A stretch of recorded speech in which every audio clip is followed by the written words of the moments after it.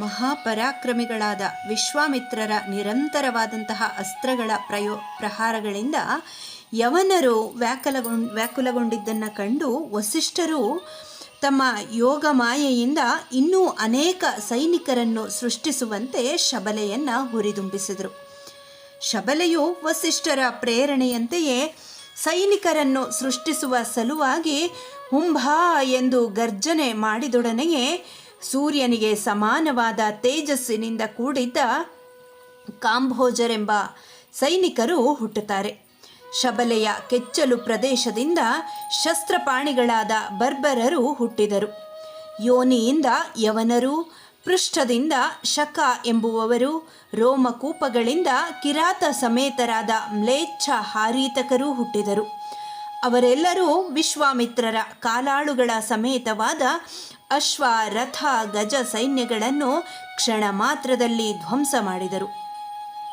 ತಮ್ಮ ಚತುರಂಗ ಸೈನ್ಯವೆಲ್ಲವೂ ಕ್ಷಣ ಮಾತ್ರದಲ್ಲಿ ಶಬಲೆಯಿಂದ ಉತ್ಪನ್ನರಾದ ಸೈನಿಕರಿಂದ ನಾಶವಾದೊಡನೆಗೆ ವಿಶ್ವಾಮಿತ್ರರ 100 ಮಕ್ಕಳು ಕುಪಿತರಾಗಿ ನಾನಾ ವಿಧವಾದ ಆಯುಧಗಳನ್ನು ಹಿಡಿದುಕೊಂಡು ಜಪ ತಪಾನುಷ್ಠಾನಗಳಲ್ಲಿ ಶ್ರೇಷ್ಠರಾಗಿದ್ದಂತಹ ವಸಿಷ್ಠರ ಕಡೆಗೆ ಧಾವಿಸಿ ಬರುತ್ತಾರೆ.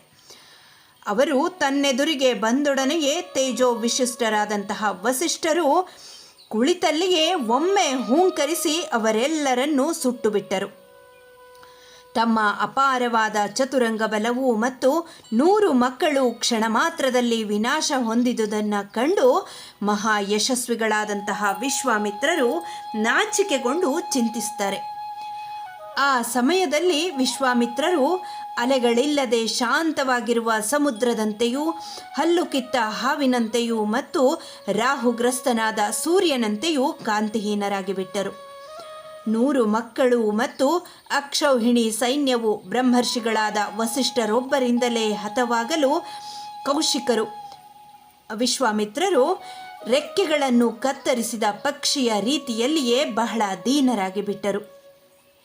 ದರ್ಪ, ಬಲ, ಉತ್ಸಾಹಗಳೆಲ್ಲವೂ ಉಡುಗಿ ಅತ್ಯಂತ ದುಃಖಿತರಾದರು. ಮುಂದಿನ ಕರ್ತವ್ಯ ಏನು ಎಂಬುದನ್ನು ಒಡನೆಯೇ ನಿಶ್ಚಯಿಸಿ ತಮ್ಮ ಮಗನೊಬ್ಬನನ್ನು ಕರೆದು ಕ್ಷತ್ರ ಧರ್ಮಾನುಸಾರವಾಗಿ ರಾಜ್ಯವನ್ನು ಪರಿಪಾಲಿಸುವಂತೆ ಆಜ್ಞೆ ಮಾಡಿ ರಾಜ್ಯಭಾರವನ್ನು ಅವನಿಗೆ ವಹಿಸಿಕೊಟ್ಟು ಅರಣ್ಯಕ್ಕೆ ಹೊರಟು ಬಿಟ್ಟರು. ವನದಿಂದ ವನಕ್ಕೆ ನಡೆದು ಕಡೆಗೆ ಕಿನ್ನರ ಸರ್ಪಗಳಿಂದ ಸಂಸೇವ್ಯಮಾನವಾದಂತಹ ಹಿಮವತ್ ಪರ್ವತವನ್ನು ಸೇರಿ ಅದರ ತಪ್ಪಲಿನಲ್ಲಿ ಮಹಾದೇವನ ವರಪ್ರಸಾದವನ್ನು ಪಡೆಯುವ ಸಲುವಾಗಿ ಘೋರವಾದಂತಹ ತಪಸ್ಸನ್ನು ಆಚರಿಸಲಿಕ್ಕೆ ಮುಂದಾಗ್ತಾರೆ ಕೌಶಿಕರು. ಕೆಲವು ದಿನಗಳು ಕಳೆದ ನಂತರ ದೇವೇಶನಾದ ವೃಷಭಧ್ವಜನಾದಂತಹ ವರದನಾದ ಮಹೇಶನು ಪ್ರತ್ಯಕ್ಷನಾಗಿ ವಿಶ್ವಾಮಿತ್ರರನ್ನು ಪ್ರಶ್ನಿಸ್ತಾನೆ. ರಾಜ, ನೀನು ತಪಸ್ಸು ಮಾಡುತ್ತಿರುವ ಕಾರಣವಾದರೂ ಏನು? ನಿನ್ನ ಅಭಿಲಾಷೆ ಏನು? ನಾನು ನಿನ್ನ ತಪಸ್ಸಿಗೆ ಮೆಚ್ಚಿ ನಿನಗೆ ವರವನ್ನು ಕೊಡುವ ಸಲುವಾಗಿಯೇ ಬಂದಿದ್ದೇನೆ. ಯಾವ ವರವನ್ನು ನನ್ನಿಂದ ಅಪೇಕ್ಷಿಸುತ್ತಿರುವೆಯೋ ಅದನ್ನು ಹೇಳು ಎಂಬುದಾಗಿ ಹೇಳ್ತಾನೆ ಮಹೇಶ್ವರ. ದಯಾಮಯನಾದಂತಹ ಉಮಾಪತಿಯು ಈ ರೀತಿಯಾಗಿ ಹೇಳಲಾಗಿ ವಿಶ್ವಾಮಿತ್ರರು ಸಾಷ್ಟಾಂಗ ನಮಸ್ಕಾರವನ್ನು ಮಾಡ್ತಾರೆ. ಕೈ ಮುಗಿದುಕೊಂಡು ಮಹಾದೇವನಿಗೆ ಹೇಳ್ತಾ ಇದ್ದಾರೆ, ನೀನು ನಿಶ್ಚಯವಾಗಿಯೂ ನನ್ನ ತಪಸ್ಸಿಗೆ ಮೆಚ್ಚಿ ವರ ಕೊಡಲು ಬಂದಿದ್ದೀಯಾದರೆ ಅಂಗೋಪಾಂಗ ಸಹಿತವಾದ ಉಪನಿಷತ್ತುಗಳೊಡನೆ ಕೂಡಿರುವ ಧನುರ್ವೇದವನ್ನು ರಹಸ್ಯ ಸಹಿತವಾಗಿ ನನಗೆ ಅನುಗ್ರಹಿಸು. ದೇವ, ದಾನವ, ಗಂಧರ್ವ, ಯಕ್ಷ, ರಾಕ್ಷಸರಲ್ಲಿ ಮತ್ತು ಮಹರ್ಷಿಗಳಲ್ಲಿ ಯಾವ ಯಾವ ಅಸ್ತ್ರಗಳಿವೆಯೋ ಅವುಗಳೆಲ್ಲವೂ ನಿನ್ನ ಅನುಗ್ರಹದಿಂದಾಗಿ ನನ್ನಲ್ಲಿ ಪ್ರಕಾಶಿಸಲಿ. ನಿನ್ನ ಅನುಗ್ರಹದಿಂದ ನನ್ನ ಇಚ್ಛೆಯು ಪೂರ್ಣವಾಗಲಿ. ದಯಾಮಯನಾದಂತಹ ಉಮಾಪತಿಯು ಏವಮೇವ ಅಸ್ತು, ಹಾಗೆಯೇ ಆಗಲಿ, ನಿನ್ನ ಅಭಿಲಾಷೆಯಂತೆಯೇ ಸಕಲವೂ ನಿನಗೆ ಸಿದ್ಧಿಸುವುದು ಎಂದು ಹೇಳಿ ಆ ಕೌಶಿಕರಿಗೆ ಹೇಳಿ ಅಲ್ಲಿಂದ ಅದೃಶ್ಯನಾಗಿ ಬಿಡ್ತಾನೆ. ದೇವೇಶನಾದ ಉಮಾಪತಿಯಿಂದ ಎಲ್ಲ ಅಸ್ತ್ರಗಳನ್ನು ಪಡೆದುಕೊಂಡು ಪುತ್ರರ ಮತ್ತು ಸೈನಿಕರ ವಿನಾಶದಿಂದ ದರ್ಪ, ಬಲ, ಉತ್ಸಾಹಗಳನ್ನು ಕಳೆದುಕೊಂಡಿದ್ದಂತಹ ವಿಶ್ವಾಮಿತ್ರರು ಪುನಃ ದರ್ಪದಿಂದ ಪರಿಪೂರ್ಣರಾಗಿ ಬಿಡುತ್ತಾರೆ. ಹುಣ್ಣಿಮೆಯ ದಿನ ಸಮುದ್ರವು ಉಕ್ಕಿ ಬರುವಂತೆಯೇ ಅನೇಕ ವಿಧವಾದ ಅಸ್ತ್ರಗಳನ್ನು ಪಡೆದು ಪರಾಕ್ರಮದಿಂದ ವೃದ್ಧಿ ಹೊಂದಿದ ಅತುಲ ವೀರ್ಯ ಸಂಪನ್ನರಾದಂತಹ ಆ ಕೌಶಿಕ ಮಹಾರಾಜರು ಎದುರಾಳಿಗಳಾದ ವಸಿಷ್ಠರು ತಮ್ಮಿಂದ ಹತರಾದರೆಂದೇ ಭಾವಿಸಿಬಿಟ್ಟರು.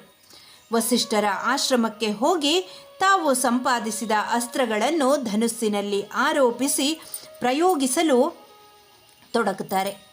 ಆ ಮಹಾ ಅಸ್ತ್ರಗಳ ತೇಜಸ್ಸಿನಿಂದ ಕ್ಷಣ ಮಾತ್ರದಲ್ಲಿ ವಸಿಷ್ಠರ ಆ ತಪೋವನವು ಭಸ್ಮವಾಗಿ ಹೋಗಿಬಿಟ್ಟಿತು.